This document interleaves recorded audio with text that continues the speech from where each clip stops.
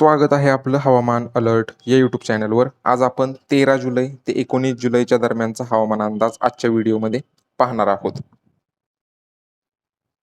सर्वप्रथम सिस्टीम जर पाहायच्या गेल्या तर सध्या इकडे जम्मू काश्मीर पासून इकडे उत्तर प्रदेशचा उत्तर भाग करत अशीच इकडे बिहार झारखंड पर्यंत एक ट्रफ लाईन सक्रिय आहे.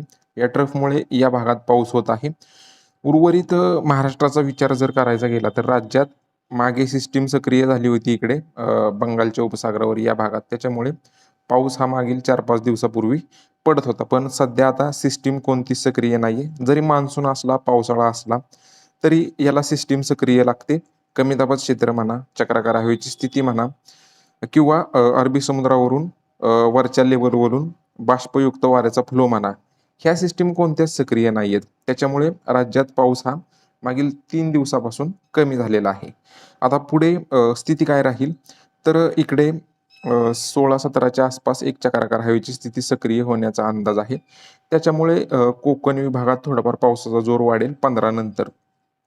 पण हा जोर काय जास्त स्वरूपात नसणार आहे. जसा मागील 4 दिवस 5 दिवसापूर्वी पाऊस पडलेला तसा काय नसणार आहे. आणि अंतर्गत भागात सुद्धा विशेष पावसाचा काय अंदाज नाहीये. कुठेतरीच हलका मध्यम सरींचा अंदाज राहील. पण तो पण पाऊस काय सार्वत्रिक किंवा मागे जो 3-4 दिवसापूर्वी पडलेला तो तसा नसेल.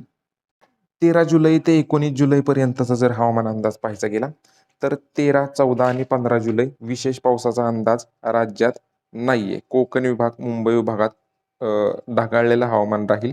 कुठेतरी हलके मध्यम थेंब किंवा सरी झाल्या तर होतील, नाही तर विशेष पावसाचा अंदाज राहिलेल्या विभागातून कुठेच नाहीये.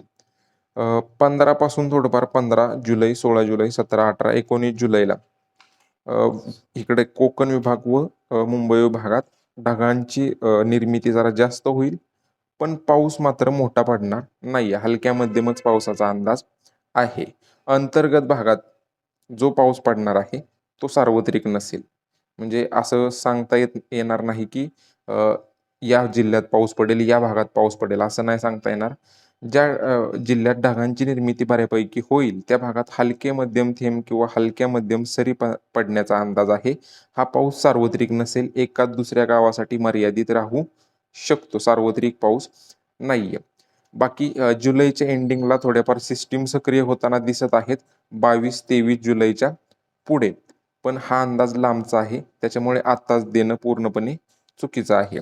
त्यावेळेस तशा आपण अपडेट तुम्हाला नक्कीच देऊ.